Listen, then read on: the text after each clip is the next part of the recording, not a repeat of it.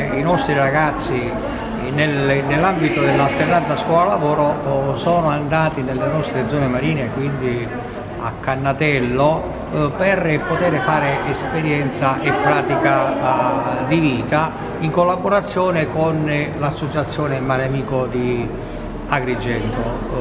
I tutori delle tre classi sono la professoressa Randazzo, la professoressa Spoto e la professoressa Macaluso, mentre un valido aiuto ci è stato dato da Adriana Bernardo, che è appunto l'esperta soprattutto in biologia marina, perché i nostri alunni hanno potuto vedere tutta una serie di piante marine che sono in via di estinzione, ma che nelle nostre parti crescono con grande facilità. Con il progetto Alla scoperta dei litorali, grazie al liceo scientifico e pedagogico Martin Luther King, praticamente si è potuto affrontare questo progetto. Il progetto praticamente ha riguardato i ragazzi di 2 classi terze e una classe quarta.